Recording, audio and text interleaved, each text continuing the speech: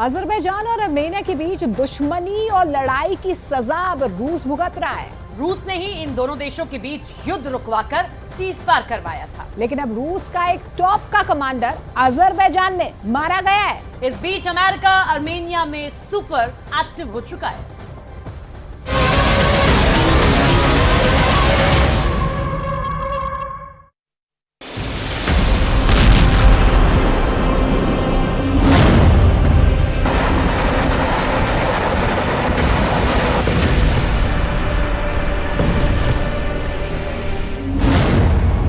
Azerbaijan में मारा गया रूस का सबमरीन कमांडर।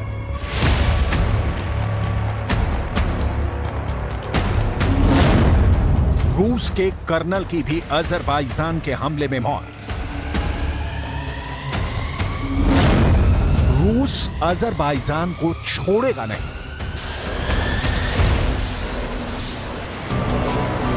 अजरबैजान ने रूस से डायरेक्ट दुश्मनी मोल ले ली है।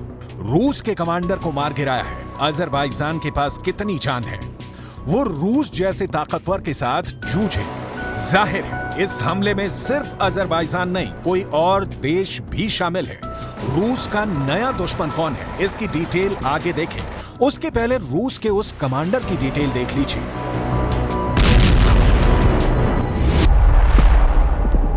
Captain Ivan Kovgan. अजरबैजान की आर्मी ने ओपन फायर किया है। कैप्टन इवान कोवगान की गाड़ी पर अंधाधुंध फायरिंग हुई। जिस व्हीकल पर हमला किया गया उसमें कहा जा रहा है कि रूस के शांति दूत थे जो नागोर्नो काराबाख जा रहे थे। इस काफिले में कैप्टन इवान कोवगान के साथ रूस के एक कर्नल और 4 सर्विसमैन की मौत हुई है। उस सवाल पर आएंगे कि नागोर्नो काराबाख क्यों जा रहे थे रूस के टॉप सबमरीन कमांडर। क्या है ये नागोर्नो काराबाख जिसकी चर्चा इंटरनेशनल मंचों पर हो रही है।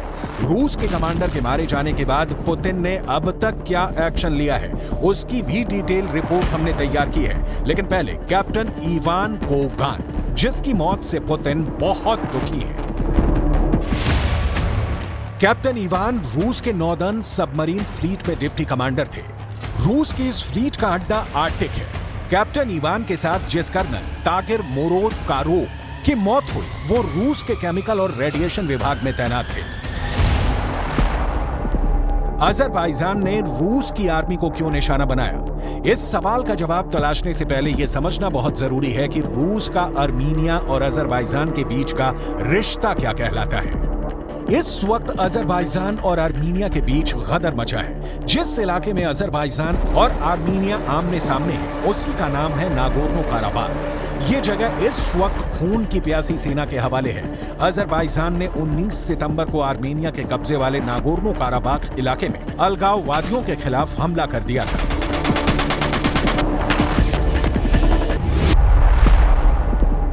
नागोर्नो काराबाख का इलाका अजरबैजान में आता है। 40,000 वर्ग किलोमीटर के इस इलाके पर अंतर्राष्ट्रीय बिरादरी अजरबैजान का अधिकार मानती है, लेकिन 1990 के दशक से इस इलाके पर आर्मीनिया का एक तरह से अधिकार है। नागोर्नो काराबाख में मौत की आंधी चल रही है और रूस का दावा है कि इसी मौत की आंधी में उखड़े लोगों के लिए मरहम पट्टी लेकर उनकी सेना नागोर्नो काराबाख जा रही थी। तभी अजरबैजान की सेना ने उन पर अटैक किया। नागोर्नो काराबाख कूच कर रही रूस की सेना का रूट समझिए। रूस की पीस कीपिंग फोर्स को नागोर्नो काराबाख पहुंचने के लिए अजरबैजान के दक्षिण से उत्तर पश्चिम की ओर दूरी तय करनी होगी, यानी पूरा अजरबैजान इस पार से उस पार। अजरबैजान रूस का दुश्मन नहीं, दोस्त रहा है और आर्मीनिया भी रूस के सबसे पुराने दोस्तों में एक रहा है। लेकिन जब अजरबैजान ने नागोर्नो काराबाख पर हमला किया तो रूस ने आर्मीनिया का साथ देने की बात कही, लेकिन पुतिन ने कुछ भी नहीं किया। लिहाजा अब मामला उल्टा है।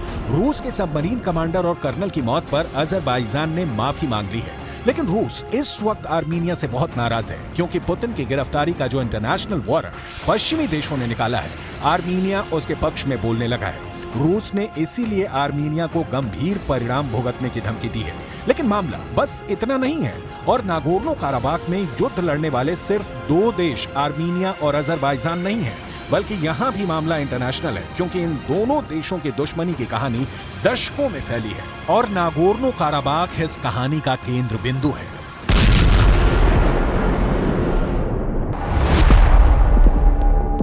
आर्मीनिया नागोर्नो काराबाख को ईसाई समानता से जोड़ता है। काराबाख के आर्मेनियाई नस्ल के ईसाइयों ने एक अलगाववादी आर्मी बना रखी है जिसको काराबाख फोर्स के नाम से जाना जाता है। काराबाख फोर्स ने मुस्लिम बहुल देश अजरबैजान के खिलाफ बगावत की थी और उन्होंने इलाके पर कब्जा भी कर लिया था। लेकिन जब अजरबैजान ने इस पर हमला किया तो काराबाख फोर्स को आर्मेनिया हथियार ही उपलब्ध नहीं करवा पाया और इसीलिए आर्मेनिया समर्थित ईसाई बहुल काराबाख फोर्स को सरेंडर करना पड़ा। रूस यूक्रेन युद्ध में फंसने के बाद अपने वादे को पूरा करने में फेल साबित हो रहा है। वहीं अजरबैजान लगातार भीषण हमले कर रहा है। यही वजह है कि अभी कुछ दिन पहले ही आर्मीनिया के प्रधानमंत्री ने साफ कह दिया है कि उनका देश रूस के ऊपर सुरक्षा के गारंटर के रूप में भरोसा नहीं कर सकता है। ये पूरा इलाका दशकों से रूस के प्रभाव वाला रहा है, लेकिन अब पुतिन की पकड़ कमजोर होती जा रही है। वहीं रूस के कमजोर होते ही अमेरिका ने आर्मेनिया में अपनी भूमिका बढ़ा दी है।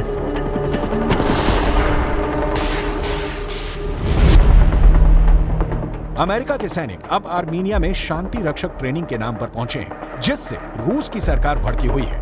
यह अभ्यास 10 दिनों तक चलेगा, जिसमें अमेरिका के 85 सैनिक और आर्मीनिया के 175 सैनिक हिस्सा ले रहे हैं। यह अभ्यास भले ही बहुत छोटे स्तर का हो, लेकिन इसे रूस के विदेश मंत्रालय ने अपने दोस्त आर्मीनिया का गैर दोस्ताना कदम करार दिया है। यही नहीं, आर्मीनिया ने हाल ही में पहली बार यूक्रेन को मानवीय मदद भेजी है। नागोर्नो काराबाख पर हमने आपको बताया कि इंटरनेशनल बिरादरी इस इलाके पर अजरबैजान का अधिकार मानती है, लेकिन नागोर्नो काराबाख पर जब अजरबैजान ने हमला कर दिया तो अमेरिका के विदेश मंत्री एंटनी ब्लिंकन ने कहा कि